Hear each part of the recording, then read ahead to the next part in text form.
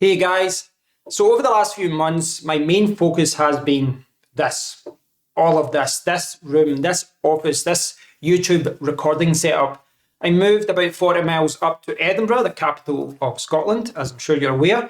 And it's a new city, it's a new house, and it's a new room. And this room is a little bit smaller than what I had before. So I've had to tweak things, I've had to change things, because the door is in a different position. I've got reduced space, or replacing tripods with clamps and different things. And I'm getting there. And I know that a lot of you keep asking for me to do like a studio video, shows you, that shows you everything, that shows you how it's all set up. Now, it is something I hope to do in the future, but realistically, guys, it's going to be about 3 or 4 months until I get to where I want to be. And right now, this is a work in progress. I've got cables lying everywhere. I've got boxes just out of shot.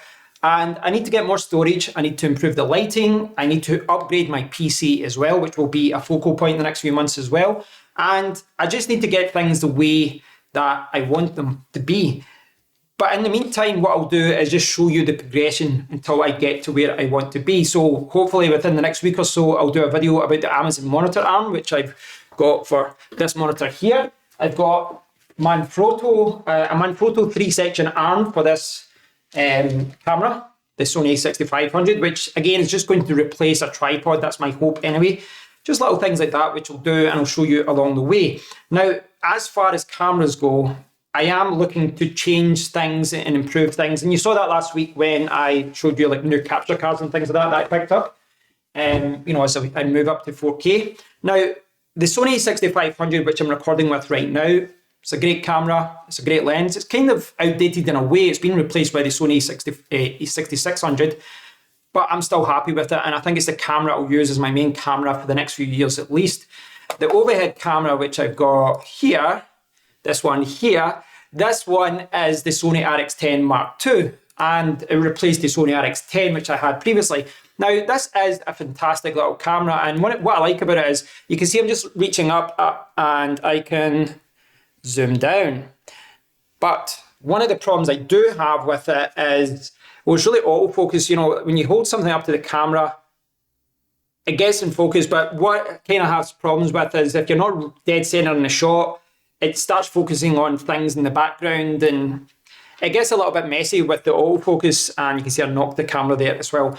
Now, that is probably the next thing I need to worry about in the next few months. It's something which I want to improve, and because that's a fixed lens, it's not like I can change the lens on that camera. I'd have to sell it and replace it. So I want to improve that one. It's usable, but I do want to improve the autofocus. But I also want to improve or change the main camera that I use other than the Sony a6500. And you can see that I've got the Fujifilm XT4 here. And it's in this box.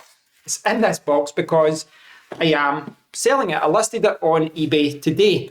So I picked this camera up in July 2020, so like 6 months ago, 5-6 months ago. And with the 10-24 lens, the body, the battery, dual charger, and all the accessories, I must have spent the best part of £2,100, £2,200 pounds. It's quite a lot of money, and I was willing to do it. It was something I was wanting to do for a long time. I wanted a pro camera in my collection for videos like this where I talk to the camera, but also I wanted to get out and do more videos and get outside and do more videos. But it just didn't work out that way. I really didn't use this camera as much as I thought I would. Now, part of that is because of my situation. Shortly after buying this, I had to start packing up everything in my house. Then I spent a month or so, or 2 months, moving into this house, just getting things ready, fixing stuff in this house. During all of that, I got married as well. And by the time all of that had kind of settled and I moved into this house, well, it started raining all the time. It was cold and I wasn't going to go outside.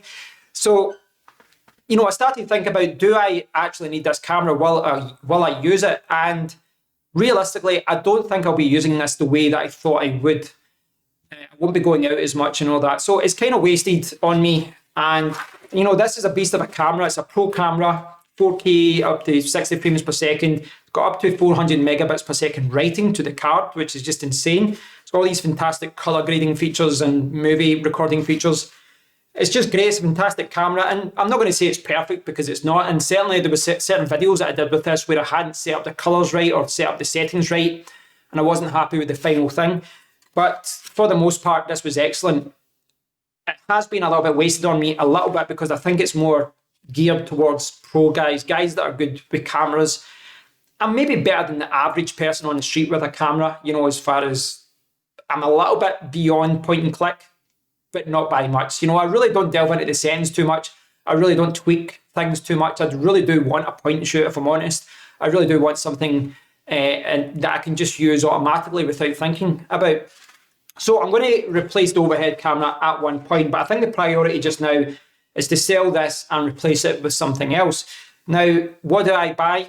Well, I think whatever I buy will be, I guess it will be a downgrade, certainly from a features and specification point of view. I think if I replace this, probably the camera that I replace it with will not tick all the boxes that this did. But what this didn't tick was size, and this isn't even a huge camera. It's a mirrorless camera, and it's quite small for its, you know, type. But I am kind of leaning back towards a compact camera. The problem I've got with these larger cameras, you know, when you attach this with the lens and then you put in the tripod and all that as well, it's damn heavy. You're carrying like a kilogram or so of weight, and you know, holding it up like that, it gets really difficult to hold it up after a while, you know. And it's not because I'm a weakling who hasn't been in the gym all year. It's just, you know, it's a lot to carry about and walk about with. So I'm leaning towards a compact camera, something a little bit more portable, something a little bit more practical. And I have found myself just, you know, the way that I work, if I've got a smaller camera, I'm more likely to pick it up. I'm more likely to take it with me in my pocket when I go out, and I'm more likely to use it. So I've been checking out cameras like the Sony ZV-1 and variations of the RX100 series and other cameras from Fujifilm and Canon. I think I do need something a little bit smaller, a little bit more point and click, a little bit more idiot friendly.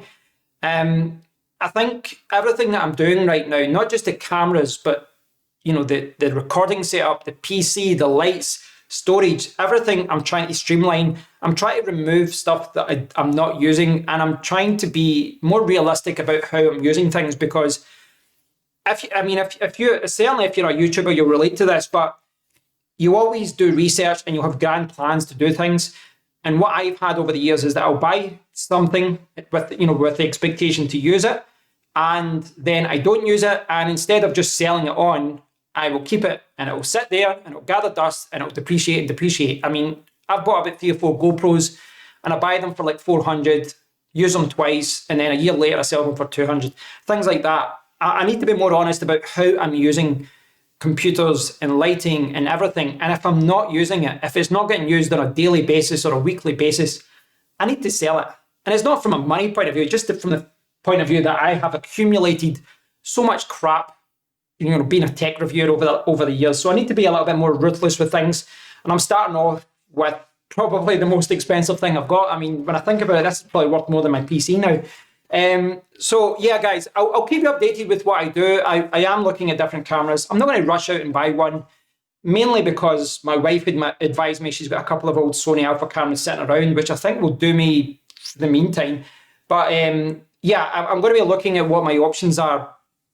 And you know, this is all, again, as I said at the start of this video, this is all part of my scheme to improve my recording setup. And I mean, I don't want to make I will clarify, I don't want to make a huge step backwards with this. I'm not going to go back to a terrible camera, but I do want to get a camera that's smaller and something that I'll use. So I'll keep you guys updated. Please stay tuned. I will be doing videos about all these little things that I'll be picking up. And I'll also be doing videos about building a PC. This is something that I'm going to be doing. Again, my PC is about 3 years old at this point. It's getting old, guys. It's getting old. It's time to upgrade it. It's time to replace some things.